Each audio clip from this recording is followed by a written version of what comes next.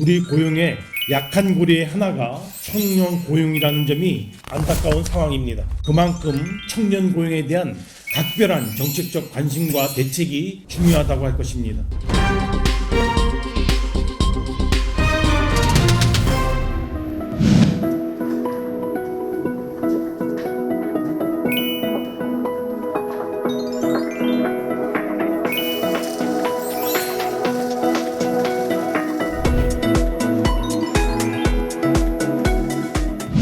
지금부터 제13차 비상경제 중앙대책본부 회의 겸 제31차 경제관계 장관회의를 시작하겠습니다. 50여 일이 넘는 긴 장마와 집중호우로 많은 재난 피해가 발생하였습니다. 정부는 피해를 입으신 분들의 아픔과 고통을 깊게 헤아리며 무엇보다도 신속한 피해 지원이 이루어지도록 총력을 기울여 나가겠습니다.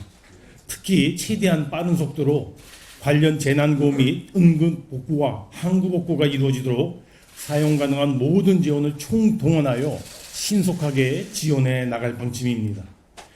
한편 근본 집중호우로 배추, 상추 등 일부 농축산물의 수급 불안정과 물가 불안으로 나타나고 있는 바 오늘 농축산물 물가 동향 및 대응에 대하여 점검합니다.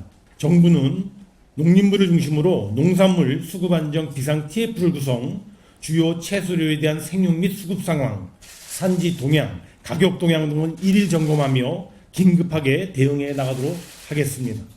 한편 어제 7월 고용 동향이 발표되었습니다. 취업자 수, 고용률, 실업률 등 고용지표 모두 코로나 위기 이전과 비교시 매우 엄중한 사항이나 다행히 4월부터 6월에 비하여 조금씩 나아지는 추세입니다. 특히 청년 취업자 수와 고용률 등이 여전히 부진한 상태로 우리 고용의 약한 고리의 하나가 청년 고용이라는 점이 안타까운 상황입니다. 그만큼 청년 고용에 대한 각별한 정책적 관심과 대책이 중요하다고 할 것입니다. 이에 청년 일자리를 위한 의미 있는 또 다른 접근 방법의 하나로 오늘 새로운 직업 발굴을 통한 일자리 찾기의 차원으로 신직업 활성화 방안을 논의합니다. 오늘 13차 비상경제 중대본회의에서는 일자리 창출 방안으로서 신직업 활성화 방안과 사회적 경제기업 일자리 창출 지원 방안을 논의합니다. 아울러 K서비스 해외 진출 활성화 방안과 앞서 말씀드린 최근 농축산물 가격 동향 및 대응 방안도 함께 상정하여 논의합니다. 첫 번째 일자리 창출과 관련된 첫 번째 안건은 신직업 활성화 방안으로서 앞서 말씀드린 바와 같습니다. 일자리 창출 두 번째 안건은 사회적 경제기업 일자리 창출 지원 방안입니다. 지난해 기준 우리의 사회적 경제 기업 수는 27,452개, 종사자 수는 28만 4,800명 정도에 이르는 등 최근 빠른 속도로 증가하고 있습니다.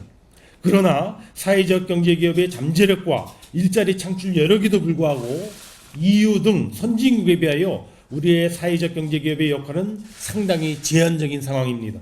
이에 사회적 경제 기업의 질적인 성장, 자생력, 경쟁력 강화 등을 통하여 2022년까지 6만 4천 명의 일자리를 창출한다는 목표하에 여러 가지 지원 조치를 다각적으로 추진해 나가고자 합니다.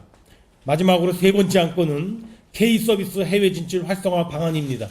지난 8월 11일 OECD가 금년 한국 경제 성장률 전망치를 상향 조정하면서도 우리의 수출 여건 악화를 우려하는 등 대외 부분의 어려움은 계속되고 있습니다. 정부는 하반기 수출력 회복의 정책 역량을 총집중한다는 방침하에 앞으로 수출 대책을 지속적으로 마련해 나가도록 하겠습니다. 오늘 그 일환으로 그동안 검토해온 K서비스 해외 진출 활성화 방안을 상정하여 논의합니다.